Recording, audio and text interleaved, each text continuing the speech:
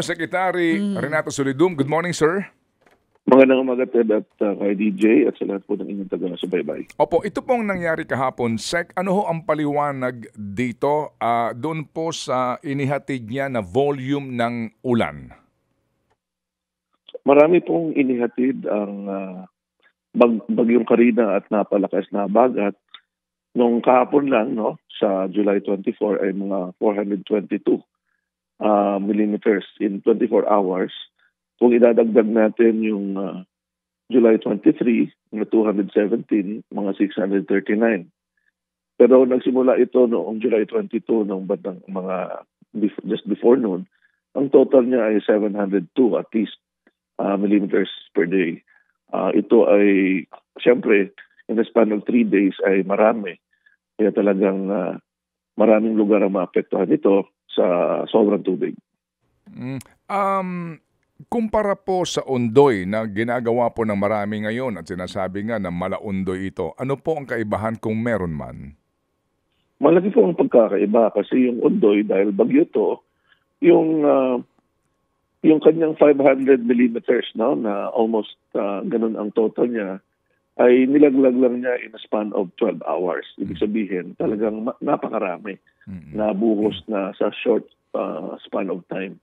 Ito naman ay habagat na tuloy-tuloy ang pag-ulan pero mas marami kaysa sa Ondoy pero in a span of around 3 days. Kung ikukumpara natin ito noong August 2012, mas marami pa rin po yung nakaraang habagat noong 2012. Opo. So iba ho talaga yung Ondoy, kumbaga. Record po yun. Iba yung Ondoy, ibang weather system at mabilis po. Pag mabilis po ang bagsak ng tubig, talagang mahihirapan na ma-accommodate kaagad ng mga ilog. At siyempre, habang tumatagal, kasi 2009 pa yun, ano? At kung titingnan natin, marami na rin mga lugar sa Metro Manila at karating na probinsya ang ibig sabihin ay natakpan natin sa pagsisemento, sa paggagawa ng mga subdivision at sa pag-aasfalto. Kaya minsan yung tubig na dapat sumipsip pa ilalim ay tumatakbo na lang papunta sa mga drainage na minsan ay hindi naman sapat. Opo. Ito hong ulan kahapon galing mismo po sa mga kaulapan na separate from Karina actually at nakadagdag lang po si Karina para ho lumakas yung habagat. Ano pong paliwanag doon scientifically, sir? Tama po yun. Na-enhance po yung southwest monsoon dahil sa paghila nito sa Karina na napakalayo na nandun sa Taiwan. At hapon nga ng umaga ay talagang torrential ang buhos ng ulan. Opo.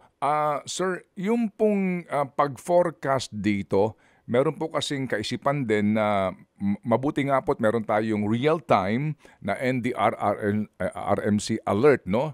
Na meron pong orange or red rainfall alert. Pero wala pong nagkaroon ng preemptive evacuation unlike before na maaga yung forecast daw po ng Pag-asa na meron pong paparating na malakas na ulan. Ay, hindi naman ganon kasi sa 24-hour forecast ng Pag-asa sa mga nakarang mga araw, pinabanggit na ang mga lugar na pwedeng makaranas ng malalakas na pag-ulan. Minsan 10 to 200 millimeters per rain kasama ang Metro Manila dyan at 50 to 100 millimeters of rain in 24 hours.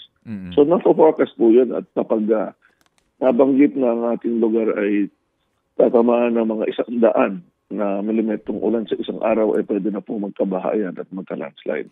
At kung tuloy-tuloy naman po yung pag-ulan, mas yung chance na magkaroon ng baha at landslide na taas. So yung 10 to 200 millimeters of rain, mataas na po yun. Opo. So ito pong forecast ng Pag-asa, no, ang kanila pong advisory, meron nga tayong bulletin, di ho ba, tungkol kay Karina, Yes. sinamahan pa ng habagat. Doon po naman din, klaro na yung rainfall forecast at bahala na ang kanya-kanyang LGU na magpatupad ng ng response. Ganun po ba 'yon, Secretary? Tama po yun. So dalawa po ang binibigay ng Pag-asa. Yung 24-hour rainfall forecast na sa mga nakarang araw ay 10 to 200 millimeters of rain. At sinasabi nila na ganun mga pag-ulan ay pwede nang magdulot ng mga pagbaha at pagka-landslide sa ibang mga bulubunduking lugar. Mhm. At sinusupplement ito ng heavy rain warning, yung mga color-coded na yellow, orange, and red. Kapag nagre-red po, torrential rain po yun in a span of 3 hours. Ibig sabihin, Opo, opo. talagang mahigit 30 millimeters of rain per hour. Kasagsagan po yun talagang posible na magkabaha. Opo. So sir, gusto ko lang pong ilatag ito, no, para po sa usapin lang po ng perspective, kumbaga moving forward na naman para po dito nga sa paghahanda ng ating mga kababayan at mga LGUs.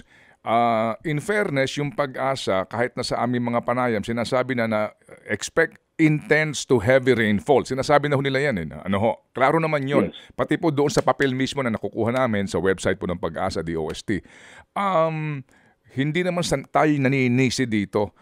Pero hindi ba itatanggi na may pagkukulang ang MMDA or LGUs sa Metro Manila for that matter na hindi na-appreciate yung mensahe kaya walang preemptive evacuation na nangyari po kaya, Secretary?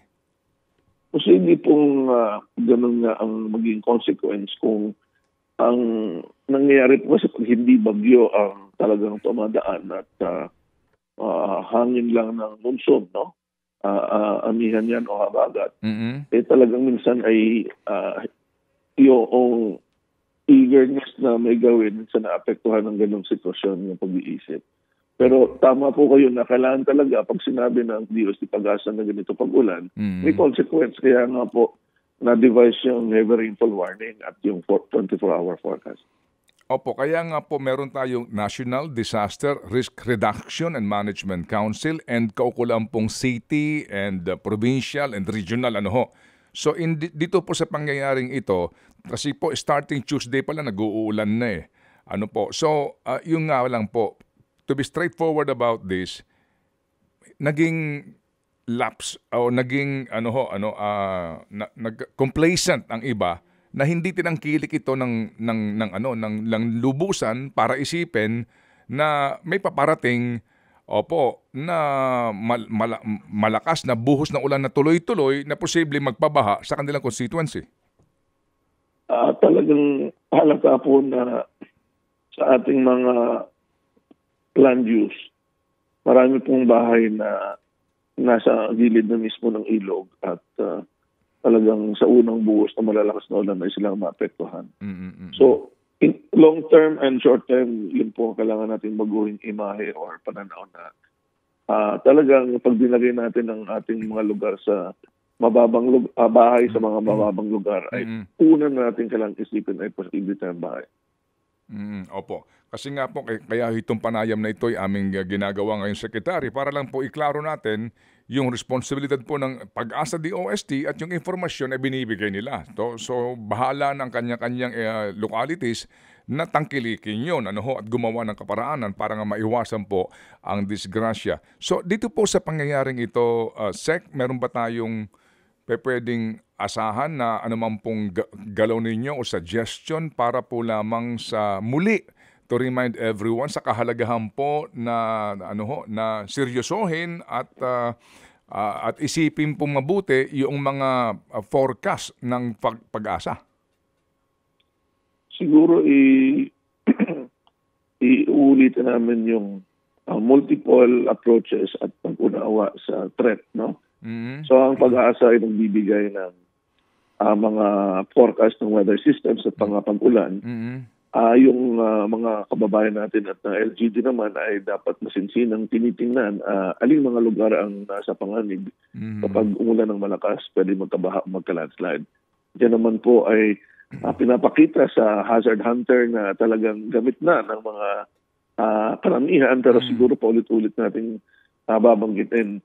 And through the Office of Civil Defense, we would like to request siguro na tingnan ulit yung forecast and response actions. Kasi kailangan i-review din ng local government yung operation listo na pinakalat ng DILG kasi nakasaad din doon yung mga step-by-step na gagawin kapag may mga threat.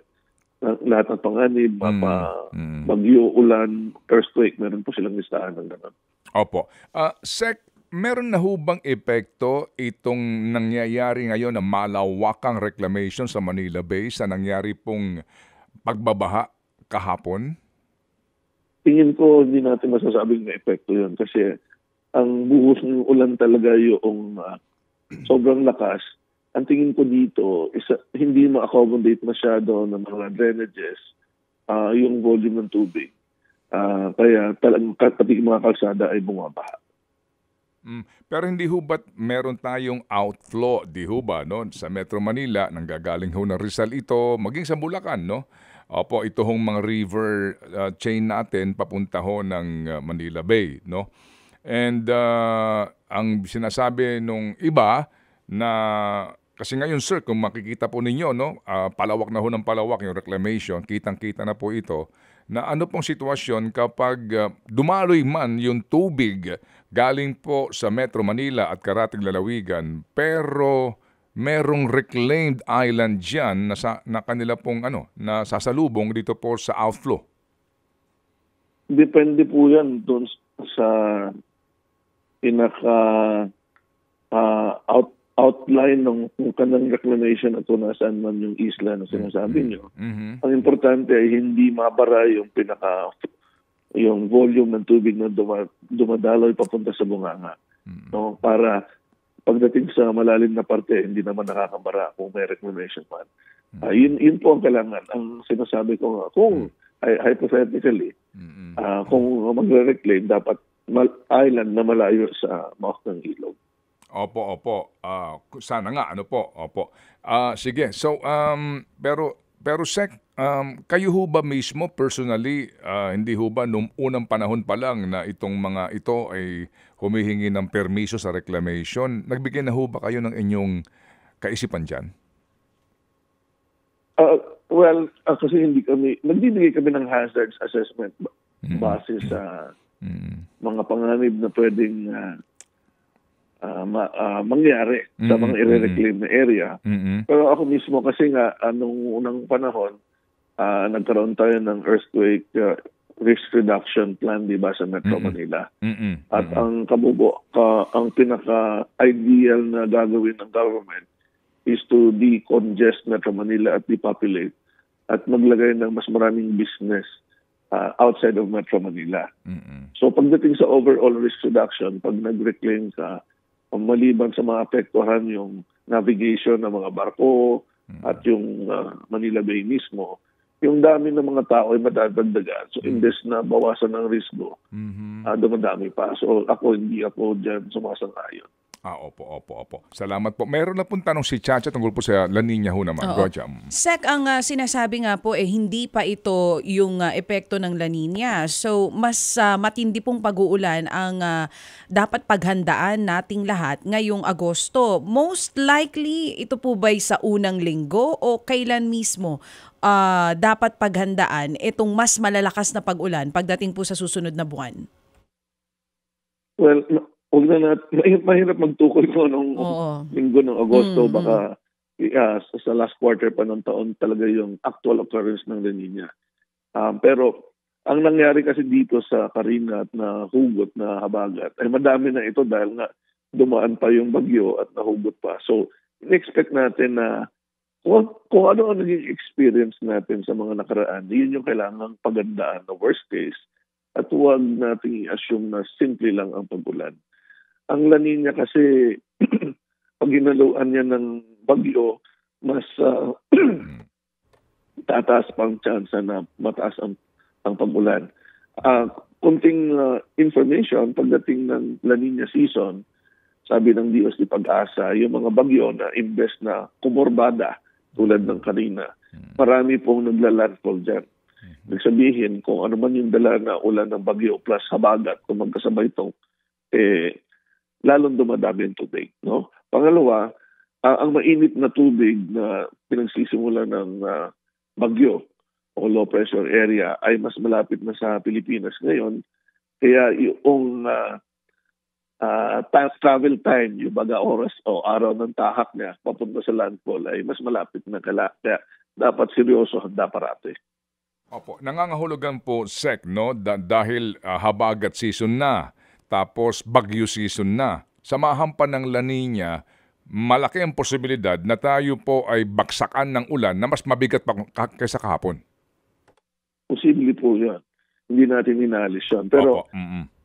isipin lang natin yung kababayan, ang cut-off po sa pagbibigay ng babala sa posibleng pagbaha, 100 millimeters of rain lang po pwede na pong bumaha. Mm-mm. So isipin niyo po na kapag kayo ay nakatira sa tabing ilog at mababa ang lugar, ay talagang kayo ang mauunang maapektuhan. Huwag po nating isipin na yung pagbaha ay kailangang maulit dahil kahapon na yung kasing laki ng ulan kahapon ang mangyari, mas malakas pa. Kahit 100 to 200 millimeters of rain lang pwede na tayong bahayin. Opo. Basta kayo'y malapit po sa ilog, daluyan po ng tubig, at pagkatapos mababa pa yung lugar ninyo, hindi na kinakailangan pa magkaroon ng, di ba, ng orange rainfall warning. Kumbaga, babahain po kayo. Ganun po sitwasyon. Ano po, Secretary? Tama po kayo. Opo. Sir, nabanggit niyo po yung land use kanina. Ito lang po sa panghuli. Nabanggit po ninyo na sinemento na ang maraming mga lugar sa ating hindi lang sa Metro Manila, karating lalawigan. Wala na hong sumisipsip sa tubig na nanggagaling sa ulan. Ano po ang inyong damdamin dito nga po sa pagkakaroon sana ng batas na National Land Use Act? Matagal na po namin gusto na magkaroon ng National Land Use. Alam mo, Ted, ang boss ko pa dati si Dr. Punong Bayan, si Raymundo Punong Bayan. Kasama na ako dyan sa pagsusulong sa National Land Use Committee na headed ng NEDA noon, na talaga magkaroon tayo ng National Land Use Plan. Kasi marami pong maitutulong ito sa ating governance, at isa na dito yung disaster risk reduction na matukoy talaga anong posibleng gamit ng mga iba-ibang lugar sa ating bansa at ano naman ang restricted sa ganito mga gamit. Opo. So, sir, kasi buhay pa nga ninyo si Ray Punong Bayan, and sa ating pong ginawa din pagsasaliksik dito, halos nga 3 dekada na po ito na pending in Congress, no, na panukala. Kung sa palagay ho ba ninyo, noon pa po ito na ipasa, nakatulong na kaya ito para po maibsan man lamang, mabawasan po itong pagbabaha sa Metro Manila at maging karatig lalawigan ng Metro Manila o sa buong Pilipinas? Posible mo talagang malaki ang tulong basta kasama ang proper implementation at pagpapatupad ng batas. Opo. Ano pong ating kakaharapin ngayon na wala pa rin po ito, at ngayon po, no, kung inyo mapapansin sa Rizal, ang quarrying, kung saan-saan po ngayon ang pagtatayo ng subdivision. Sa Bulacan po, sa pupunta ka ngayong araw, babalik ka after 3 months, yung palayan doon ay naging bodega na. Opo, so ano po ang inyong pagtansya ho dito na hindi pa rin po ito na ipapasa at kaliwat kanan po ang pag-convert ng mga lupa, kalupaan, either ho sa quarrying, pagmimina, o maging dito po, no, sa subdivision o mga industrial at commercial spaces? Unang-una, ang pinaka-factual na posibleng mangyari, yung pag-umulan, yung tubig na imbes na sa ilalim ay dediretso sa mga mababang lugar. Kung may kanal, pupunta doon, o kung may ilog, pupunta doon. At syempre, yung structural intervention dapat ay angkop doon sa posibleng mangyari. Pangalawa, yung erosion na nangyayari sa mga kabundukan ay pupunta sa ilog. Dapat ay na-maintain natin yung volume capacity ng mga ilog na dedredge ito. At syempre, hindi na dapat pakiputin ang mga ilog na lalo na dyan sa Marikina Pasig River. Yung iba dyan ay kumikipot kasi may mga construction din nangyayari. So, I hope na pagdating sa local government, talagang makita nila yung kahalagahan ng pagkakaroon ng tamang land use planning habang wala pa ang National Land Use Act. Opo, ang mga LGUs po, no, dapat nagkanya-kanya na po sila. Yes. No? Opo. Sa LGU po talaga ang laban pa. Kasi pati naman, kahit po may National Land Use Act, at least guidance po yun sa mga LGU. Pero talaga yung actual operation nito sa LGU level, kaya nga meron din po mga land use planning sila. Opo. At siguro sa inyo familiar yung, alam niyo ho, di ba sa Marikina River, meron dyan tayo ng condominium area na kinurbada. Kinain yung portion po, yung bend ng Marikina River. Pinayagan po yun dati rin. Kaya po itong sa Pasig area ito, kaya po yun din po ang naging problema nung una, umaapaw. Kasi po na-alter yung pong natural na flow ng tubig sa Marikina River, Secretary. Tama po kayo. In fact, noong several years ago nung bumagyo, Ulysses and Rolly, the same conversation ang nangyayari kasi nga bumababaw ang Ilog Pasig at hindi lang yun kumikipot sa ibang mga portion. Opo. Sige sir, so Sec Solidum, salamat sa inyo pong panahon. Ito po ay napaka-importante para maintindihan lang po ng ating mga kababayan itong nangyari po kahapon at ito hong kahalagahan din na pagkakaroon na po natin ng National Land Use Act. Salamat po, Secretary. Maraming salamat, Ted, DJ, at sa lahat po ng taga-subaybay. Mabuhay po kayo. Thank you. Ted Filon at DJ Chacha. Ngayon, nasa Radyo 5, 92.3 News FM. Monday to Friday, 6 to 10 a.m.